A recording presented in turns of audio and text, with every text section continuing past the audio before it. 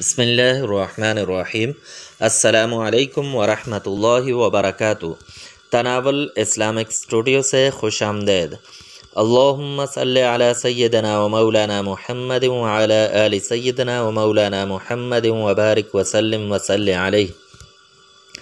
معزز خواتین و حضرات، اللہ تبارک و تعالی کی انسان پر بہت بڑی نعمتیں ہیں اور اللہ تبارک و تعالی کے بہت بڑے فضل ہیں۔ اللہ تبارک و تعالی قرآن پاک میں فرماتے ہیں وَإِن تَعُدُّوا نِعْمَةَ اللَّهِ لَا تُحْصُوهَا، کہ اگر تم اللہ کی نعمتوں کو شمار کرنے لگ جاؤ تو تم ان کا احاطہ نہیں کر سکتے۔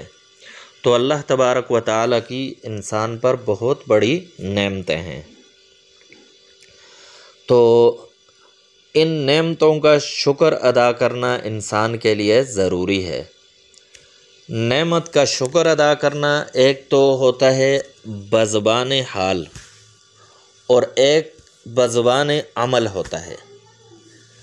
عمل سے شکر یوں ہوتا ہے کہ اللہ تبارک و تعالی کی نافرمانی سے بچا جائے، اللہ تبارک و تعالی کی اطاعت کی جائے، اللہ تبارک و تعالی کے احکامات پر عمل کیا جائے۔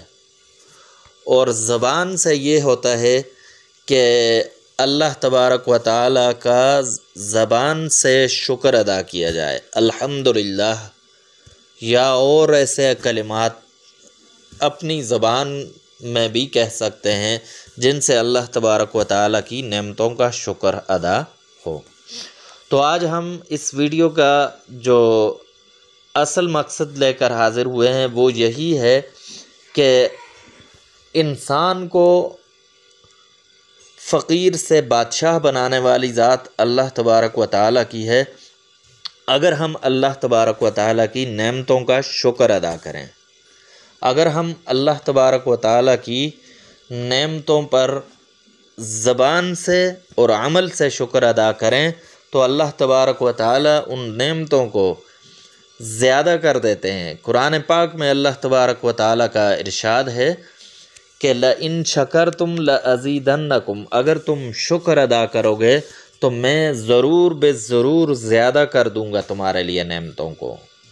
تو اللہ تبارک و تعالی اپنی نعمتوں کو شکر کے ساتھ زیادہ کرتا ہے انسان پر، اس لیے خاص کوئی وظیفہ نہیں بلکہ چلتے پھرتے ہر وقت اللہ تبارک و تعالی کی نعمتوں کا شکر ادا کرنا چاہیے، الحمدللہ کے کلمات کہنا چاہیے اور اس کو اپنا معمول بنائیں اور پھر اللہ تبارک و تعالی کی اطاعت کریں، نافرمانی سے بچیں۔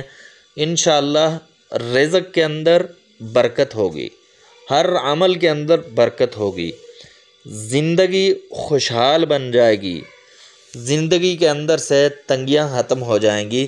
تو یہ عمل لازمی کریں، اللہ کا شکر ادا لازمی کریں، اس کو اپنا معمول بنائیں۔ تناول اسلامک اسٹوڈیو سے آج کے لیے اتنا ہی، نیکسٹ ویڈیو میں دوبارہ حاضر ہوں گے، تب تک کے لیے دیجیے اجازت، اللہ حافظ۔